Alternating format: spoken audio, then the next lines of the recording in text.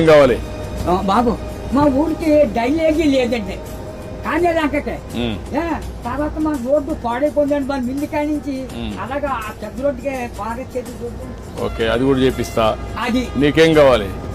ఇంకో బాబా చిన్న రోడ్డు మా పాకలకాయ నుంచి చేపల చెరువు తెలియదండి. ఇప్పుడు నీకు ఆ పాకలే ఉంటావా లేదంటే ఇల్లు కట్టుకుంటావా? ఆ ఇంటికాడే ఉంటాను. ఆ పాక పర్వాలేదా? ఆడేమన్నా పర్మనెంట్ ఇల్లు కట్టుకుంటావా? అక్కడండి డబ్బులు కావాలా? నేను కట్టిస్తే కట్టుకుంటావా? ఓకే నేను ఇల్లు కట్టిస్తా.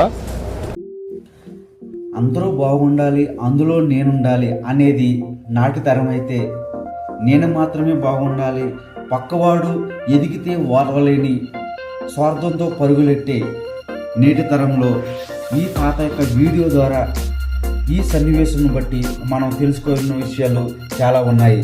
ఎందుకంటే ఆ తాత యొక్క వీడియోలు తీసిన యువకుడు యూస్ కోసం కావచ్చు, మరి ఏదైనా అవ్వచ్చు, కానీ ఆ తాత తన యొక్క నివాసం దగ్గర ఆ గుడిసె దగ్గర కూర్చున్న సందర్భంలో పాత వీడియోలు అనేక తన యొక్క అమాయకత్వంతో కూడిన ఒక మాటలు, కల్మషం లేని తన యొక్క హావభావాలు ప్రతిదీ కూడా సోషల్ మీడియాలో చూసిన ప్రతి ఒక్కరు కూడా ఆ తాతని గమనించినట్లయితే చాలా గొప్పగా తన యొక్క హావభావాలు ఉంటాయి. ఆ రీతిగానే ఆ యువకుడు ఆ వీడియోలు తీసే సందర్భంలో సీఎం గారు మన యొక్క పక్కనున్న గ్రామానికి వస్తున్నారు అని చెప్పినప్పుడు అతను మాటను బట్టి ఆ వీడియో సీఎం గారికి చేరినప్పుడు తన యొక్క ఆశను నేను నెరవేరుస్తాననే ఒక మాటను ఇచ్చినట్టు ఆ మాట ప్రకారమే ఆ యొక్క తాతను కలవడం జరిగింది.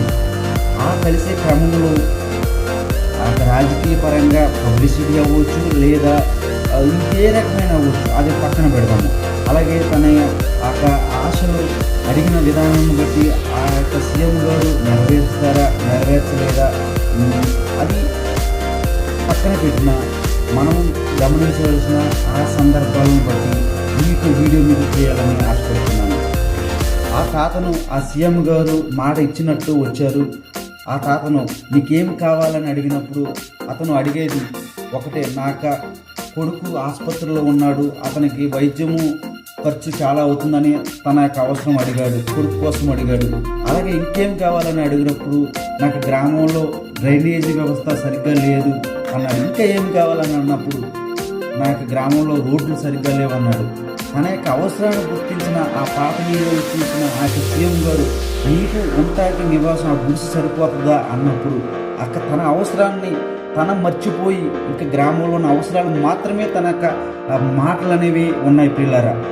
తన అవసరాన్ని గుర్తించిన ఆ సీఎం గారు నీకు గుడిసు అలాగే ఉంటే సరిపోతుందా అంటే, నాకు ఆ గుడిసు నిర్మించుకోవడానికి డబ్బులు లేక నేను అడుగుతున్నానని చెప్పి ఆ గుడిసు నిర్మాణానికి కావలసిన అన్ని ఏర్పాట్లు నేను చేస్తాను అని మాట ఇచ్చి అక్కడ ఉన్న అధికారులకు తన యొక్క అవసరాలు ఏదైతే ఉన్న ప్రతిదీ కూడా అమలు చేయమని ఆ సీఎం గారు మాట ఇచ్చే వెళ్ళిపోవడం జరిగింది. పిల్లరా, ఈ సన్నివేశంలో మనము ఎప్పుడైతే తన అవసరాలు కాకుండా తన యొక్క గ్రామం కోసము, తన యొక్క కుటుంబం కోసము అవసరాలు మాత్రమే అడిగిన ఆ తాతగారిని మనం చూసి నేర్చుకోవాల్సిన విషయం ఏంటంటే, ఎప్పుడైనా మనకన్నా మన యొక్క పొరుగు వారి కోసం, వారి మంచి కోసం మనం ఎప్పుడైతే చూస్తామో, మనకన్నా మన ఇరుగు పొరుగు వారు శ్రేయోభిలాషను మనం ఎప్పుడైతే చూస్తామో, భగవంతుడు అనేవాడు ఏదో ఒక రూపంలో నీ అవసరాలకు మించిన సాయం ఏదో రూపంలో